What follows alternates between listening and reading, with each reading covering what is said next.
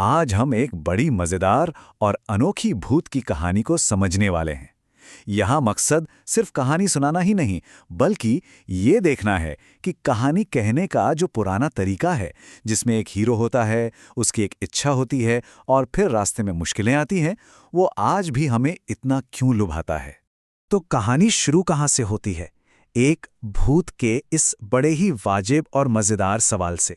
और ये सवाल सिर्फ मज़ेदार ही नहीं है, यहीं से कहानी का जो मेन कॉन्फ्लिक्ट है उसकी नींव पड़ती है, जो हमें सीधा कहानी के बीच में ले जाता है। तो कहानी की हमारी हीरोइन है एक 20 साल की चुड़ैल, जो पीपल के पेड़ पर रहती है। अब एक दिन वो इंसानों को जन्मदिन मनाते हुए देखती है और बस उसके मन में भी अपनी एक खास पार्टी करने का ख्याल आ जाता है। यही है उसकी कहानी का शुरुआती गोल। और इसका मकसद भी बड़ा दिलचस्प है। मतलब वो भी लोगों के साथ बैठना, खाना पीना, जश्न मनाना चाहती है, भले ही मौका थोड़ा अजीब सा ही क्यों ना हो। ये दिखाता है कि भाई कनेक्शन की चाहत तो सब में होती है। हाँ, तो अब हर अच्छी कहानी की तरह हीरो के रास्ते में मुश्किलें तो आती ही हैं। उसकी इस शानदार योजना के सामने दो बड़ी प्रैक्टिकल प्रॉब्लम्स आ खड़ी होती हैं, जिन्हें पार किए बिना पार्टी हो ही नहीं सकती। तो चलिए अब देखते हैं कि वो इन मुश्किलों से निपटती कैसे है।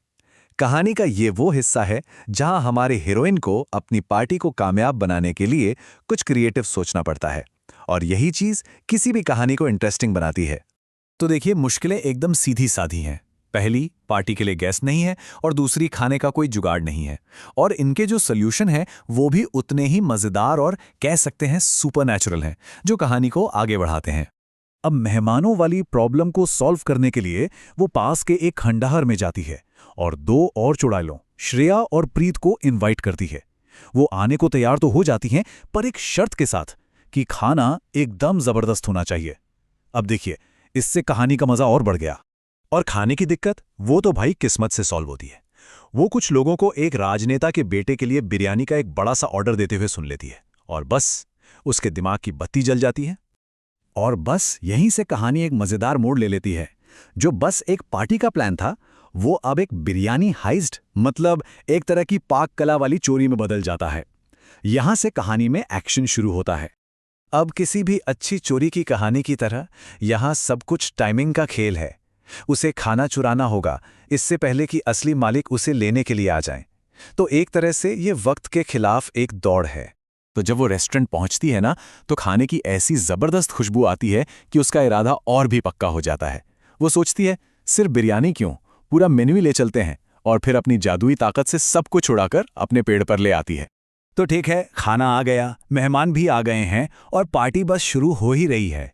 माहौल बन रहा है, लेकिन कहानी का जो क्लाइमैक्स है वो तो अभी बाकी है। रात अभी खत्म नहीं हुई है। माहौल एकदम सेट है, पार्टी चल रही है, मेहमान खाने की तारीफ कर रहे हैं, और वो शक करने वाला भूत भी अब शर्मिंदा है। लेकिन जैसे ही सब खाने का पहला निवाला लेने को होते हैं, दूर से आती गाड़ियों की लाइटें कहानी में एक नया ट्विस्ट ले आती हैं। तो अब आता है कहानी का सबसे टेंशन वाला मोमेंट। पार्टी में बिन बुलाए मेहमान आ गए हैं, और ये वही लोग हैं जिनका खाना चुराया गया था। ये वो टकराव का पल है जिसका हमें इंतजार था। पर हमारी चुड़ैल घबराती नहीं, बल्कि वो सिचुएशन को अपने कंट्रोल में लेती है। वो अपने जादू से सबको अदृश्य कर देती है, और फिर हवा में एक गूंजती हुई डरावनी धमकी देती है। इससे वो एक पावरफुल कैरेक्टर के तौर पर सामने आती है। उसका जो जवाब होता है वो बड़ा शानदार है।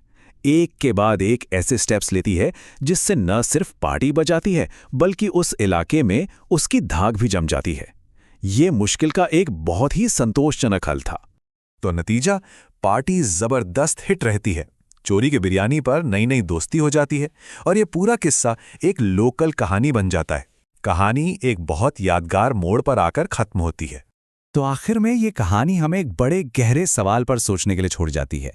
जादू टोने और शरारतों के अलावा ये कहानी हमें जुड़ाव की ताकत के बारे में बताती है, और ये भी कि कैसे साथ बैठकर खाया गया एक अच्छा भोजन अजनबियों को भी दोस्त बना सकता है, चाहे हालात कितने भी अजीब क्यों ना हो।